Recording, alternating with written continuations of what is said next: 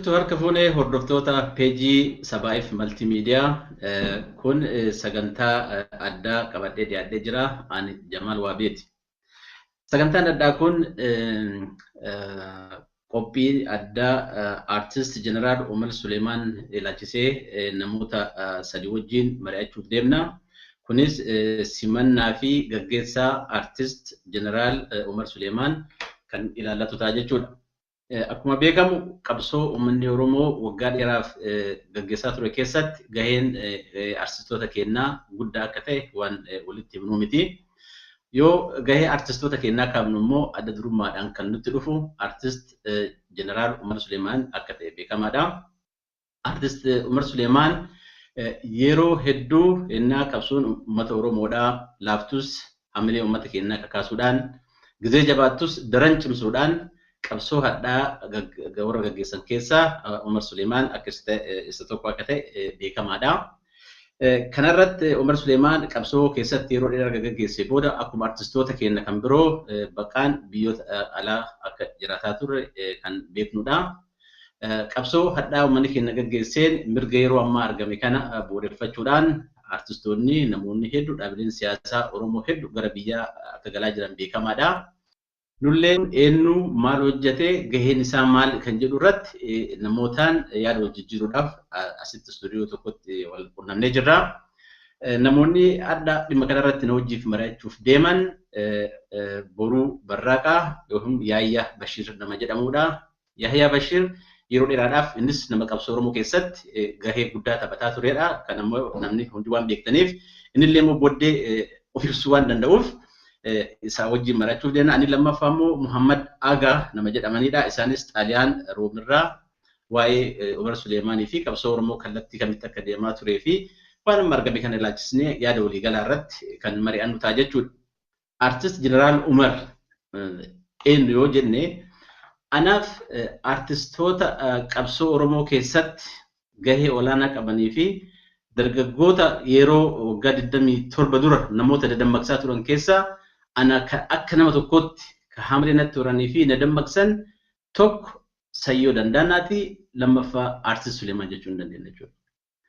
Yeroo sanitti bara 1986 akka lakkoofsa Itoophiyaatti yennaa yuunivarsiitii kaampaasii turretti waldaa Maccaa Tuulamaa jaajaan qophaa'u keessatti hirmaattaa turre. Yeroo sanitti waltajjii irratti sirboonni innaa san jira dhiyeessan hirmaannaan buusan barattoota wajjin qabnu dhaamsi inni yeroo san mootummaa wayyaanee abbaadhee funyaan jala taa'ee achitti onnum gootummaadhaan waltajjii irratti wanni geerarsi isaa sirbii isaa isa qofaa miti kan namoota hedduu jiran artistoonni keenya hedduun isaanii qabsaa'ota waan ta'aniif kan wal caalchisuu hin dandeenyu waan haasa'aa jiruuf waa isaa irratti caalamaa dubbataa jirra malee jechuudha. Kanaaf buusanitti haamileen inni innaa san horatee uummata kakaasee dadammaqsee qabsoo laaftuu sanatti onnee hiree wanni inni hojjetaa ture sun baay'ee kan dagatamu mitis bu'aa guddaas buusee jechuu hin dandeenya. Adeemsa qabsoo keessattis rakkoo dhaabilee siyaasaa keenya keessa jiranis dammaqee nama hunda dura kan dammaqee irratti dammaqee dhaamsa adda addaa qeequu adda addaa uummataaf dabarsaa ture keessaa immoo kan jalqabaate jechuun hin danda'ama jechuudha Umar Suleemaan. Kanaaf Artist Suleemaan yogguu kaafnu wanni inni hojjete waan guddaa fi waan seenaan isa yaadatudha. Artistii kabajaa kana uummanni keenya simachuudhaaf koreen giddugaleessaa simannaa Finfinneetti qophaa'ee ture ibsa tibbana baasee jira. Ibsi kunis akka ibsutti simannaan Artist Jeneraal Umar Suleemaan kun kan gaggeeffamu galma guddicha Barkumee Booletti argamutti akka ta'uu fi namoonni 30,000 ol ta'an kallattii Oromiyaa hundarraa walitti babba'anii sagantaa kanarratti kan hirmaatan akka ta'e beekamee jira. Kanarratti yoo agana jedhee namoonni wajjin mari'achuudhaaf toora intarneetiin wal bira jiru kunis akka ibsan dura Boruu Barraaqaa yookiin immoo Yaayyaa Bashir irraa jalqabaa. Mee dura Yaayyaan eenyu dura mee waa'ee Jeneraal Umar Suleemaan osoo hin dubbatin tura waa'ee Yaayyaa dubbadhuuti. Yaayyaan eenyu Umar Suleemaan immoo akkamitti ibsita? Tole ani egaa Boruu Barraaqaa yookiin Facebook irratti Yaayyaa Bashir jedhamee beekami. Amma kan hin jiru Swiidinii duraan qabsoo keessan ture yeroo dheeraadhaa fi waa'ee Umar Suleemaan irratti waa xiqqoo jechuu barbaadeen jaalli kiyya durii na affeerraa asirratti argame affeerraa kanaaf hedduun galateeffadha Muhammad. waa'ee Umar yeroo baay'ee waliin haasofna turre Muhammad wajjin dinqisiifannoo qabuu fi inni immoo carraa waliin hojjechuu nama argate waan ta'eef dubbii kana irratti kaafnee haasofna turre amma kunoo yeroo inni biyyatti galu Muhammadiif Umar waliin galuun immoo hedduu na gammachiise kanaafuu carraa kanatti fayyadamee waa'ee Umar waan gaggabaabaa jechuu barbaade.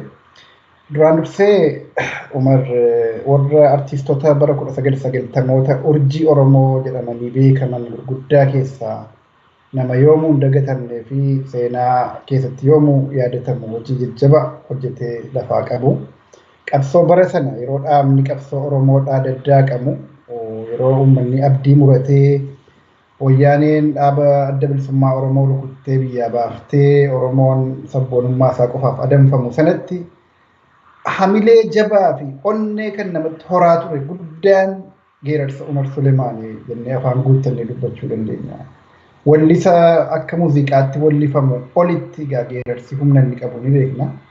Kaaseeta tokko guutuu geerara Umar waan nama ajaa'ibu. Wallistoota biraarraa wanti adda isa godhu tokko isa kana jechuudha. Kaaseeta tokko guutuu bifa adda addaatiin geerara. Geerarsa isaa kan ammoo ofumaaf walaloo katabata. Ofumaaf qindeeffata. Ofumaaf waraaba. Dandeettii of danda'e qaba. Baay'een dinqisiifadha nama kana dhugaa dubbachuufi. Mana muuziqaa isaa bakkootii tokko jira. Yeroo muuziqaan isaa dhufe reklaamiin yeroo maxxanfame walaloo fakkaata. Reklaamii irratti wanti qophiin sirba sanaadhaa yeroo tarrifamu waa hundi Umar Suleemaan jechuudha. Meeshaas kan taphatu isuma meeshaa gosa adda addaa taphata. Inni waraaba qindeessa walaloon isaa yeedaloon isaa wallisaan abbaan sirbaa isaa artistiin akkasii Itoophiyaa keessa jira hin jiru akka dubbannu taana. Hin mul'anne namni kun qabsoo Oromoon bilisummaa dhabuu fi abbaa biyyaa ta'uu dhabuutu gadi qabee hanga kana qofatti maqaa isaa murteesse malee namni kun sadarkaa Itoophiyaatii olitti sadarkaa Afrikaatti nama dorgoomee badhaasa gurguddaa argachuu danda'u jechuudha. So kana ragaa bahuuf hin barbaada. Walaloo isaa keessumattuu baay'ee dhaggeeffadha. Baay'een qoqqoradha illee waan ogbarruu kana xiqqoo tuqaan qaba waan ta'eef. So walaloo isaa kana yeroon ilaalu walaloo jajjabaa kataba. Walaloo seera walaloo eeggatee barreeffame kataba. Ammoo jecha tokko jecha jabduu waan meeqatti hiikamu waan meeqa kaaseetti kataba.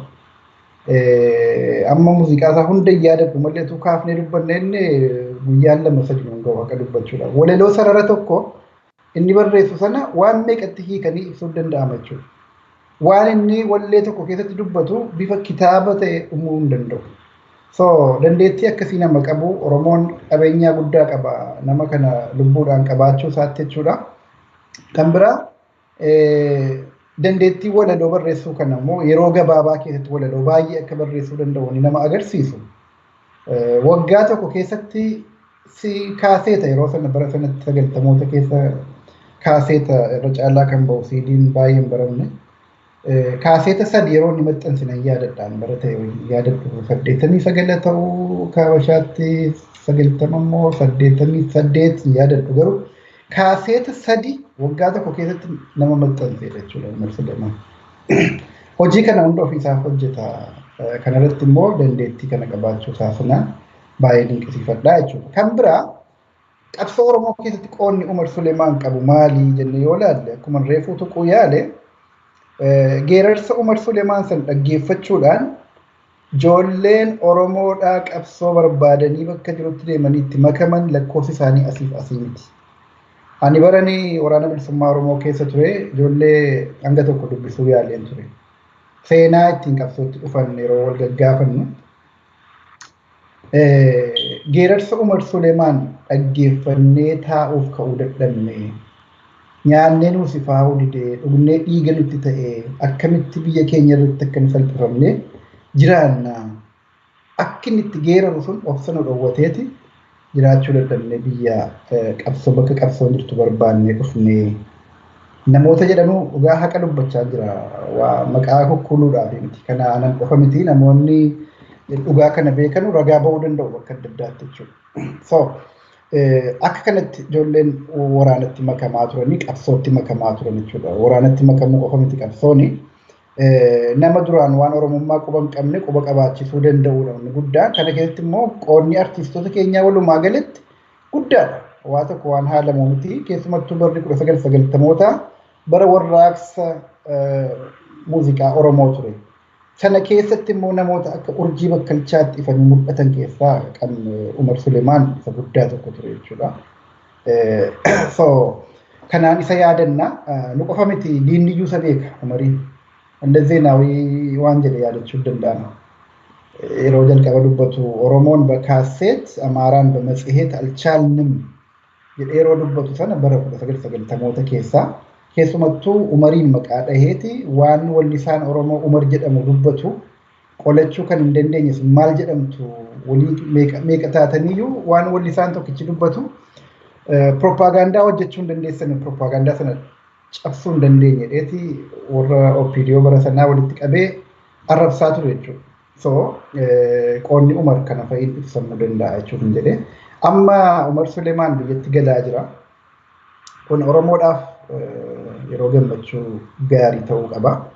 Wallisaa keenya warra qabsoo keessatti qooda jajjabaa gumaachan akkasii kana yeroo simatu uummanni keenya kutaaf amantii fi maaliin waan takkaan osoo addaan hin baane Umar qabeenyaa Oromiyaa guutuuti.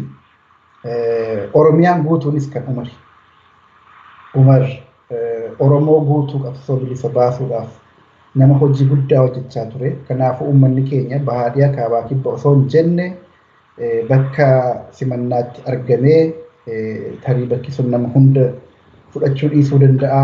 Xiqqaate bakka bu'oota isaa bakka hundarraa ergatee Umar Suleemaan gootasaa Jeneraal Umar Suleemaan simachuun haalaan barbaachisaadha jedheen fudhadha. Odoo haasofnu sabboontonni Oromoo biyya ambaa jiranuu Umariif muudama jeneraalummaa kennaniiruu fi sana hedduu na gammachiisee ture yeroo sanatti yeroo dhagahu. Kun itti xiqqaata malee guddatu dhugaa dubbachuudhaaf. Hojiin amma ammaatti hojjete kana waan nama tuquu yaalee fi kan hin tuqaminis yoo fuunee ilaalle qooda jeneraalli tokko waraana keessatti gumaache waan ta'eef uummata miliyoonaan lakkaa'amu qabsoo kanatti fide waan ta'eef maqaan kun isaaf mala hedduu isaaf fiit godhama qaccee tan ilaala. Uummanni keenya jeneraal Umar Suleemaan jedhee jeneraal artist Umar Suleemaan yoo jedhamee waamame maqaan kun isaaf mala isa madaalan jedha. Gammachuu guddaan qabaa fi akka carraa ta'e qaamaan waliin beeknu Umariin garuu hojiidhuma isaatiin isa beeka.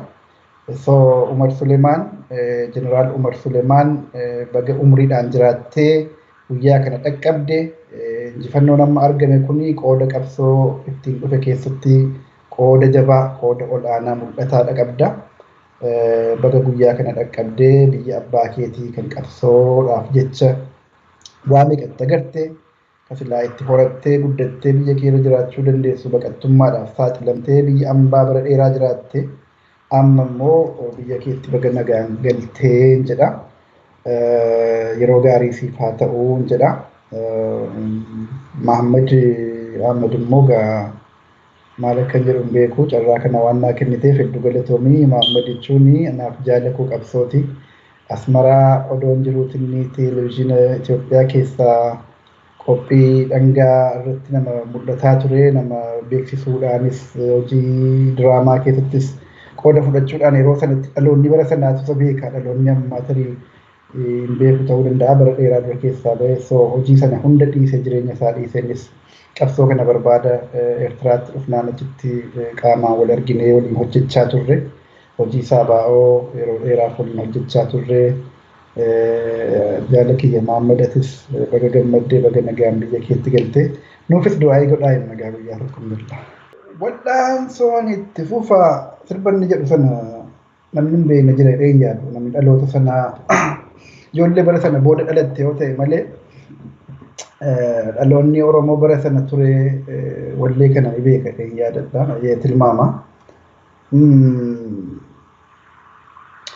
sirba sana otoon dhaggeeffataa jiruuti hojii mootummaarran ture yeroo sana barsiisaan ture natti dhufanii warri hidhattootaa jechuudha dhufanii teeppii sana dhiitanii yeroo jarri tokkicha dhiitan teeppiin utaaltee kaaseen keessaa utaalee alatti jechuudha.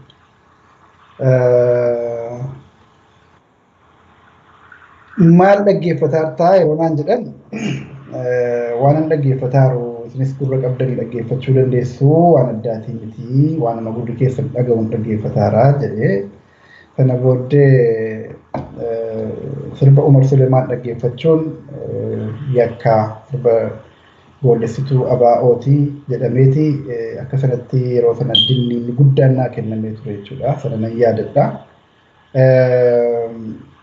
Umar ABO ture matuma isaatti jechuun danda'ama akkatti warri hidhattootaa biyya keessatti hubatanutti Umar jechuun ofuma isaatii ABO'dha akkuma ABO'tti ilaalama wanti inni dubbatu hundi waanuma addi bilisummaa Oromoo dubbata. Yeroo sagaleen bilisummaa Oromoo cufame tokko wayyaaneen dambalii sana cufte tokkollee sirbanni sirbe tokkotu jira jechuudha. Way sagalee maa baddee kan jedhu walaloo sana amma irraanfadheera. Teeppiin jira ergi sagalee si biraa waan jedhu tokko qaba jechuudha. Akkatti sagaleen qabsoo sun kaaseetaan baay'ifamee biyya keessa faca'u yaada dhiyeessaa ture jechuudha.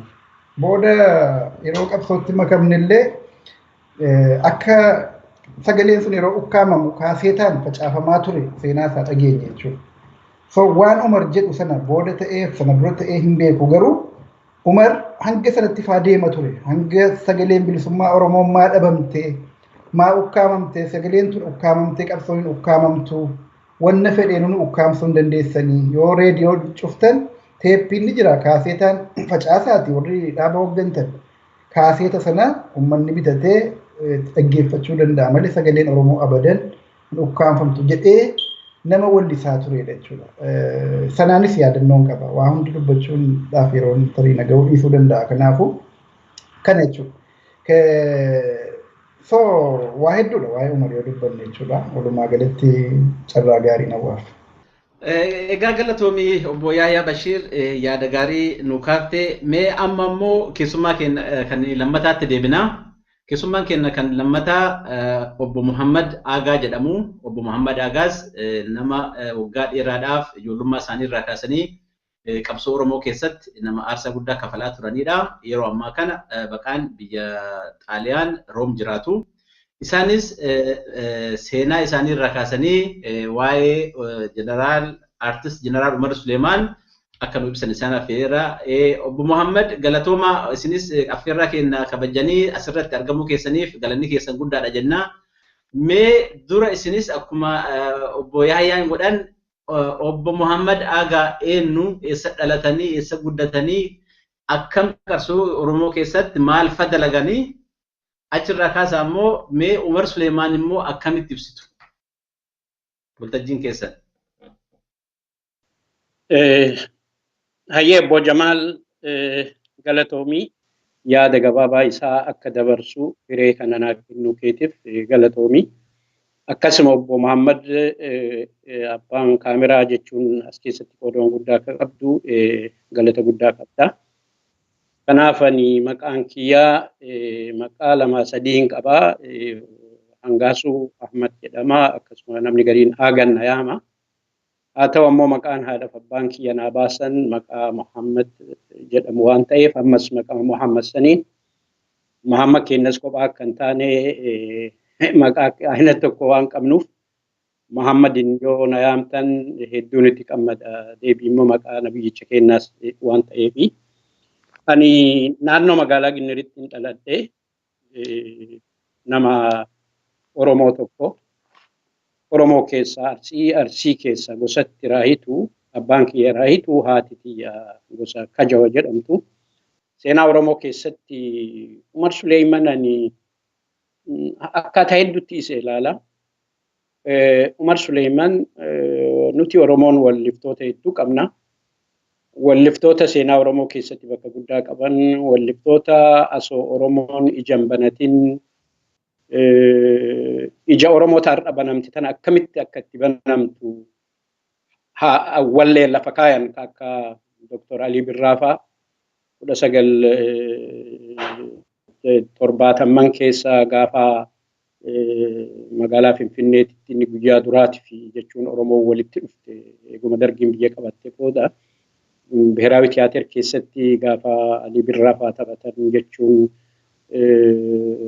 nuti ilmaan haadha abbaa tokko taanee maaliif addaan baanee tapha jedhu jechuun waan har'a Oromoon haala har'a Oromoon itti walitti dhufte kana Ali Birraafaanis dhugaa hedduu argitee qoodama guddaa godhanii akka wallisaa ta'anii siyaasaa guddaa uummata Oromoo waldhaansoo Oromootiif qopheessuun sochooni innis godhe guddaa namoonni biraatis hedduu jira walliftoonni artistoonni teenna haa ta'u Umar Suleyman keessahuu yeroo uummanni gartee Oromoon keessahuu 1991 booda gaa haala mootummaa ce'umsaa keessatti waan nu qunname isin hunduu ni hubattanii eegas achi duras ta'ee achi booda akkaataan inni itti uummata Oromoo kana keessatti qoodama godhaa ture akka nama wallisaa tokko osoo hin ta'in hayyuu goota argitee waan nuti qawween dhabne waan uummanni Oromoo waggoota meeqa abaabayyoon akaakayyoon meeqa teennatti wareegaman socho'aa Baalee keessatti Jeneraal Waaqoo Guutuu faa godhan Korneel Aliyyi Cirrii faa godhan Korneel Hussein Bunee faa akkasuma isaan booda sammuu akkuma yaadatamu akka sooressa keenya Jaarraa Abbaa Gadaa Elemoo Qilxuu namoonni hedduun gartee katti hayyoonni keenya hedduun warroonni beekamaa ta'an ka itti wareegaman akka Magarsaa Barii hedduun warri namoota keenya namoota 13 gaafa isaan 1980 keessaa shiftaa Sumaaleetiin ajjeefaman hin yaadattanii waan warroonni sun hunduutti wareegamanii eegas ammoo namoonni keenya qabu argitee sochoo adda addaa itti godhan hunda inni walleen mammaayisan haasawaan akkuma nama argitee nama wajjin haasawuu tokkotti ergaan inni dabarsaa ture inni nama goota ta'uu hayyuu ta'uu har'a gaafa argitee keessahuu rakkoo Oromoon qoodama guddaa godhee ilma isaa biyya sanitti wareegee haati ilma reeffa 3-4 irra teessee gaafa ammoo Oromoon hiree takka argateen beekin tana argate kanatti innis waan kaleessa itti ifaajesan waan kaleessa argitee waggaa 14-13 dura waggaa 20 dura akka wallisaa tokkootitti gootummaan ergaan inni dabarsaa ture sun har'a hojiirra ooltee innis ammoo gara biyyaatti deebi'ee mirga Oromoo har'a Oromoon tokko ta'ee biyya harkaa qabu tana fuulduratti jijjiirama dhufu kana keessatti waan Oromoon itti wareegama kana keessatti qoodama godhuuf gara biyyaa yeroo inni deemu dhugaa Rabbii hedduun itti gammada nama 25,000 osoo hin ta'in dhugatti biyya keessatti haala gaariin nama 25,000 irraa ilaa 30tti lakkaa'amutti guyyaa inni galu san simannoo isaa godha dhugaa dubbachuuf inni silaa asoo danda'ame miliyoonni 50 Oromootu Umar Suleyman asoo simatee hedduun itti gammannaa maaliif Umar Suleyman Arsil irraa dhalatu nama Arsiitis ta'u Umar Suleyman ka Wallaggaatii ka Wallootii ka Harargeetii ka Ilubbaa Booraatii ka Shawaatii ka kutaa Oromoo ka dhaloota Oromoo hunda keessaa qaama isaa keessaa nama dubbatu tokko nama wallisu tokko namni hunduu kabajaan isa jaalataa jaalala guddaa isaa qaba gaafa addi bilisummaa Oromoo addaan faca'ee uummanni Oromoo addaan faca'es mana isaa keessa taa'ee akkuma duratti isinii tuqe haala har'a irra geenne kana mirga har'a Oromoon argate kana akka inni argatuu fi tokkummaan Oromoo barbaachisaa akka ta'e tapha isaatiin wallee isaatiin nama argitee uummata Oromoo keessatti beeksisaa ture isa beeksisaa ture sana immoo argitee biyya isaatti galee ijaan arguuf yeroo inni deemu Rabbiin karaa nagaa siyaa godhu rakkoo har'a biyya keessa jirtus har'a Oromoon biyya sarkaa qabaatu rakkoo hin jirtu jechuu miti maaliif uummata Oromoo saba bal'aa saba guddaa sabaaf sablammoonni hedduun keessa qubatu ka waggoota hedduuf ammoo waggoota 130 gabrummaa warra Abisiiniyaa kana jala ture Oromoon afaan Oromoo har'aa miti biyya san keessatti ka dubbatamuun itti ture 1946 gaafa kolooniin Xaaliyaanii biyya Itoophiyaa koloonii godhan afaan dura ta'ee biyya san keessatti dubbatamuun itti jiru warri hayyoonni xaaliyaanii warroonni namni dhalootan isaa Bideerbo jedhanii magaalaa Roomaa kanarraa kiiloomeetirii 80 jiraata namni ta'e biyya san keessatti namoota waan san barreessan keessaa afaan Oromoo barreessan afaan Laatiin afaan Oromoo akka dubbatamu biyya san keessatti warra qoodama keessatti godhan keessaa nama dhaloota xaaliyaaniiti kana namni hunduu ni hubata. Kanaafuu gara dubbii Umar Suleeman kabajamaa keenya jeneraal Umar Suleemanitti yeroo deebi'u Umar Suleeman leenca olii goota fuuldurattis uummata Oromoo keessatti biyya teenya biyya Oromiyaa san keessatti biyya Itoophiyaa san keessatti namoota bakka guddaa qaban keessaa ta'uu akkasitti hubadha. Warri dhugaatis Umar Suleeman haala saniin hubata jedheetiin yaada. Hayyee obbo Muhammad yaada bilchaataa fi bal'aa nu kennitaniif galata argadhaa isiniin jenna. Egaa hordoftoota peejii kanaa akkuma jalqaban kaase sagantaan addaa kun keessummaan gaggeessaa fi simannaa aartist jeneraal Umar Suleeman irratti kan xiyyeeffate ture. Kanarratti namoonni yaada naa kennan obbo Boruu Barraaqa yookiin obbo Yaayyaa Bashiir akkasumas Muhammad Aagaa yaada nu kennitaniif galanni keessan guddaadha jenna. Egaa simannaan aartist jeneraal Umar Suleemaniif godhamu kun simannaa gootota Oromoota birootiif godhamaniin kan wal fakkaatu ta'a. Uummanni keenya namoota qabsoo isaa keessatti aarsaa kafalan yoomiyyuu kan dagatu miti. Haruma kanaan namoota yeroo adda addaa gara biyyaa galan simannaan adda addaa godhameefii jira. Kan aartist jeneraal Umar Suleemanis kanumaan wal fakkaatachaadha. Warri biyya keessa jirtanis simannaa OA naamusa qabeessa ta'een akka simattan asumaan dhaamsa keenya dabarsinaa. Sagantaa keenya kana kadhadhaa asumattan goolabaa warri yaada naa kennitan lamaan keessanuu irra deebi'ee galatoomaa isiniin jedha. Sagantaa kana qindeessuudhaan kan hojii kana hojjetan gaazexeessaa jaalatamaa kabajamaa Umar Suleeman wajjin gara biyyaa galuudhaaf qophaa'anii jiran Muhammad Ahmad kan dhangaadhaan uummata keenya bashannansiisaa turan hin beektanii isaanis qabsoo hedduu bu'aa bayii keessa bahanii amma jeneraal aartist Umar Suleeman wajjin galuudhaaf qophaa'anii jiru. Isaanis sagantaa kanas qindeessanii qilleensarra nu oolchuu isaaniitiif hedduu galatoomaa isaaniin jenna. Warra gara biyyaa galaa jiru daandii dugdanii daakuu akkasii ta'u isinii hawwinaa carraa gaarii.